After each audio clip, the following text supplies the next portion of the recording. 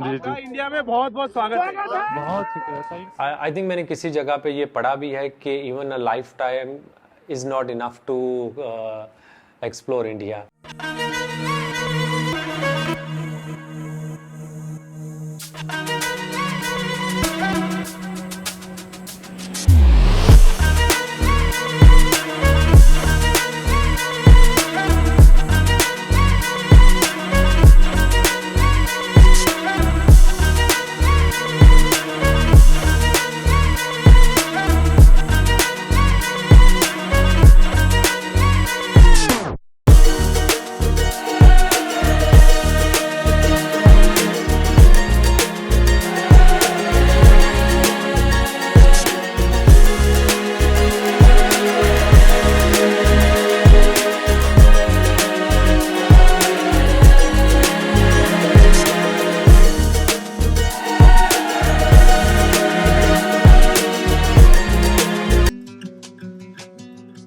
BBC के office में बैठा हूँ, आपको इंटरव्यू दे रहा हूँ। इससे पहले तो मैंने बहुत ज़्यादा कंट्रीज़ विज़िट किए, लेकिन आप लोगों ने कभी नहीं बुलाया।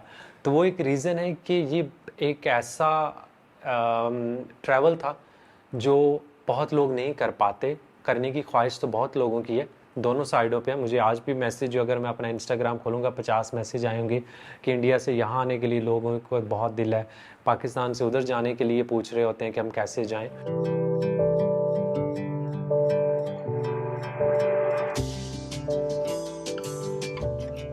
अबरार ने एक महीने में इंडिया की 11 स्टेट्स में तकरीबन 7,000 किलोमीटर का फासला तय किया।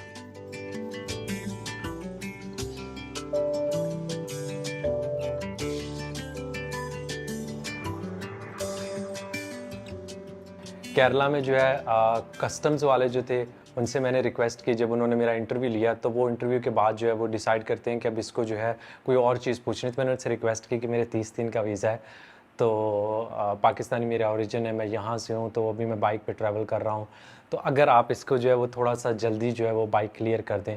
I can see my bike अंदर से जो है वो आ रही है। ये देखें जी, फाइनली हमारी बाइक जो है वो आ गई है यहाँ पे। तो वो बहुत अच्छे इंसान थे, तो उन्होंने कहा कि हम जो है वो ट्राई करते हैं। तो विद इन 3-4 आवर्स उन्होंने मेरी बाइक रिलीज़ कर दी। You are happy? Yes, very happy. या अल्लाह पाक खैर खैरियत से हमारी इंडिया में ये पहली छोटी सी राइड गुजरे और बहुत अच्छी गुजरे।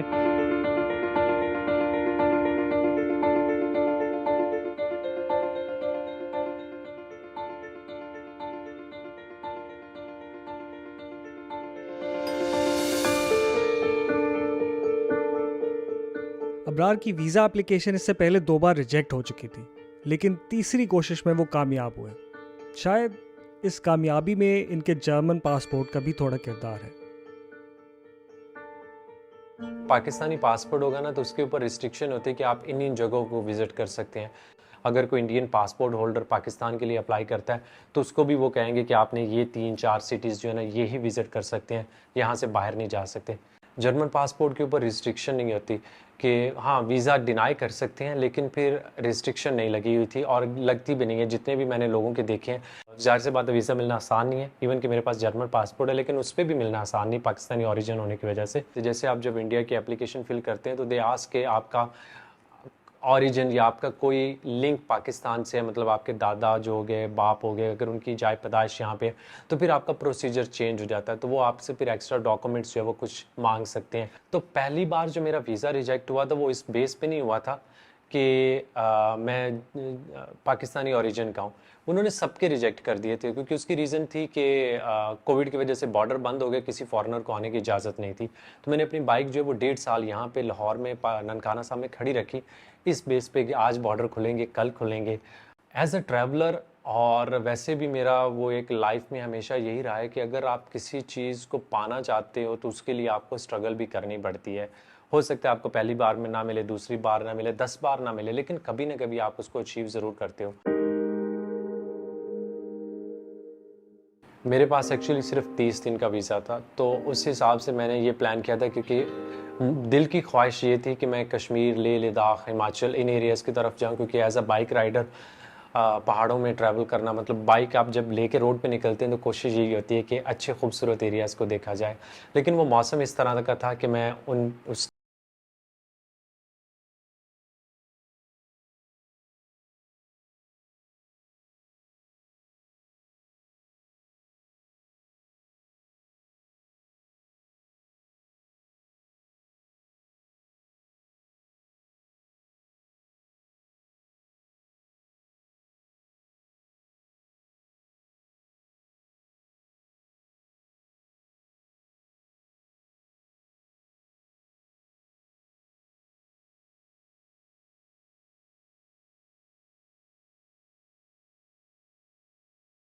इससे पहले मैंने इंडिया से पहले कोई भी ऐसा टूर, कोई भी ऐसी कंट्री नहीं विज़िट की जिसमें मैंने रेगुलरली हर दिन ट्रैवल किया हो। क्योंकि जब आप घर में बैठे होते हैं या गूगल पे बैठे हुए आप मैप पे देख रहे होते हैं तो आपको हर चीज़ ईजी लगती है। लेकिन ऑफ कोर्स जब आप वहाँ पे कंट्री में पहुँचते हैं तो वहाँ की इन्वायरमेंट, वहाँ का वेदर, वहाँ का जो ट्रैफिक के ऊपर वो रोड्स के ऊपर जो ट्रैफिक है, वो सारी चीज़ें आपको नहीं आइडिया रहता। वो वर्चुअली तो आपने देखी होती हैं लेकिन रियलिटी आपको वहाँ पे जाके पता चलता है। ओ खैर हो जाए ਤੁਹਾਡੀ ओ तेरी खैर हो जाए पाजी। मुंबई की ट्रैफिक ऐसी रहती है? ऐसे ही है भैया। Probably one of the tiring जो मैंने 30 दिन गुजारे थे। ये थकाने वाला सफ़र अबरार ने अकेले नहीं किया। इस चैलेंज में इनके साथ इंडिया के एक और बाइकर भी शामिल थे।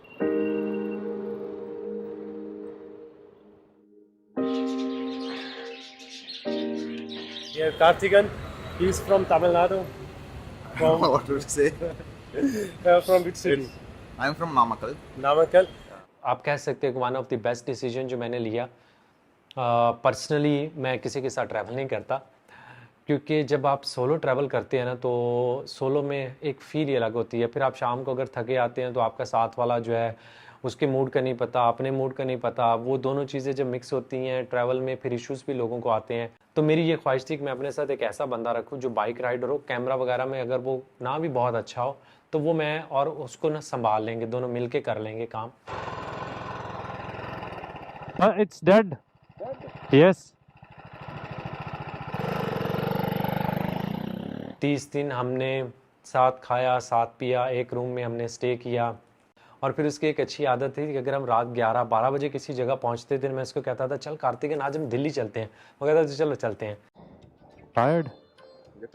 Little.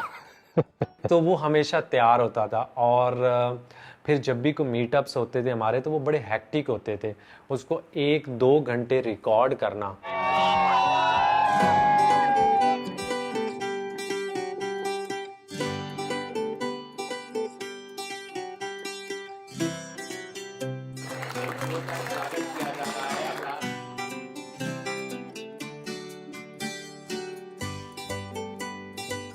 मैं शायद वो चीज़ एक्सपेक्ट नहीं कर रहा था कि, क्योंकि मैंने YouTube पे कोई अनाउंसमेंट नहीं की थी, कुछ नहीं बताया था। मोस्टली लोग मुझे YouTube पे देखते हैं, Instagram पे जो है वो स्टोरीज डालता था। तो आज हम जो है वो जुहू बीच पे मैंने एक मीटअप भी रख लिया है। अभी मैंने अनाउंस किया है तकरीबन 7:10 पे। बहुत सारे लोगों ने कहा कि Abrar don't share your exact location. तो मैंने कहा कि देखो अगर मैं एग्जैक्ट लोकेशन नहीं शेयर कर पाता तो मैं लोगों से रैंडमली रोड पे अगर को मिल जाए तो मिल जाए, लेकिन मैं लोगों से मिल नहीं पाऊंगा। यार 1 घंटे में इतने लोग कैसे आ गए? ओए ओए अरे यार मजा आ गया यार। मैंने मम्मी को बोला, मम्मी आज बरोड़ा है, चेक किया दिल्ली वालों को।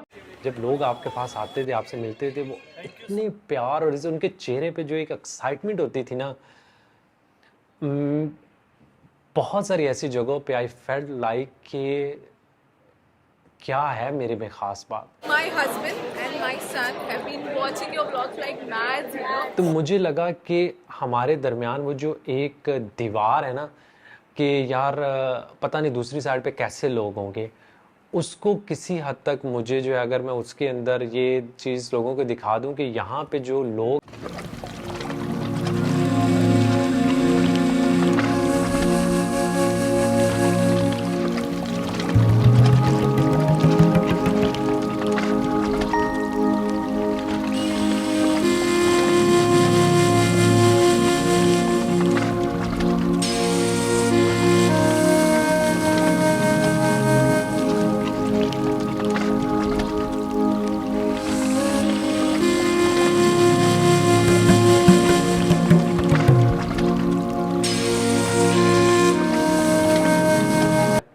लेकिन हम ये करेंगे कि जो जितने अच्छे तरीके से बुलाएगा, जो ज़्यादा इंसिस्ट करेगा, या हमारे पास उस जगह पे टाइम हुआ तो हम ज़रूर जाएंगे।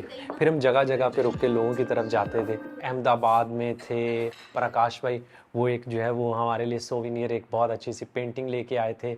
आज भी मैंने कोल्हापुर की चप्पल पहनी है, ये सुनील भाई ने मुझे दी थी। तो इस तरह की चीज़ें जब लोग देते थे तो वो फिर मैं कोशिश करता था साथ कैरी कर लूँ। और जो फूड होता था वो हम कोशिश करते थे कि इसको जो है वो किसी तरह रास्ते में ख़त्म कर लें।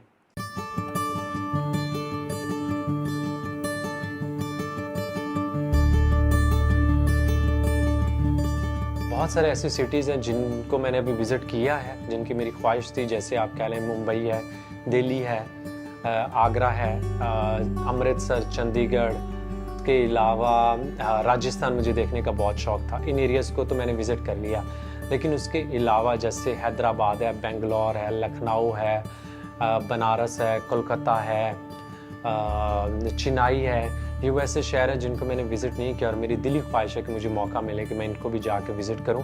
और फिर ऑफ कोर्स जो है वो कश्मीर, लेह लद्दाख, ये एरियाज़ जो हैं। आई थिंक इंडिया की जो एक बहुत अच्छी चीज़ मुझे लगी है और जिससे हमें सीखना चाहिए कि उन्होंने अपने हिस्टोरिकल मोनूमेंट्स को जिस तरह प्रिजर्व किया हुआ, जिस तरह उन्होंने टूरिस्ट के लिए एक वो अट्रैक्शन बना दी है, और आपको जगह जाके वहाँ पे देखें तो आपको लगेगा कि उनकी मेंटेनेंस का लेवल और दुनिया में किसी और जगह पे आप चले जाएं, वहाँ के मेंटेनेंस के लेवल में सिमिलैरिटीज़ है, मतलब किसी लिहाज से कम नहीं है। अबरार का कहना है कि उन्हें इंडिया में किसी बड़ी परेशानी या मुश्किल का सामना नहीं करना पड़ा, और उसकी वजह सफ़र के वो असूल हैं जो उन्होंने अपने लिए बनाए हैं। किसी भी जगह उसके लोगों से रिस्पेक्टफुली मिलें, उसके कल्चर को रिस्पेक्टफुली दिखाएं, किसी भी तरह का लोगों का रिलीजन हो, उस चीज़ को जो वो उसी तरह से पोर्ट्रे करें। अगर आप किसी रिलीजियस जगह पे जाते हैं तो उसको रिस्पेक्टफुली जो है वो ना सिर्फ विज़िट करें, बल्कि उसको जो अगर आप कैमरे में भी दिखा रहे हैं तो उसी तरह से दिखाएं, ताकि जब ऑफिशियल्स उसको देखें तो उनके ज़हन में ये ना हो कि यार हमने गलती कर दी है इसको वीज़े की, ताकि कल को अगर कोई बंदा और अप्लाई करता है तो उसको देखे बगैर ही ना कह देंगे यार ये तो पाकिस्तानी ओरिजिन का, पहले भी लोग आए थे, उन्होंने इस तरह का कंटेंट बनाया, इस तरह की वीडियोस बनाई, इस तरह हमारे मुल्क में वो बातें करके गए कि हम नहीं आने दे रहे, बल्कि उनको लगे कि we should give them also chance.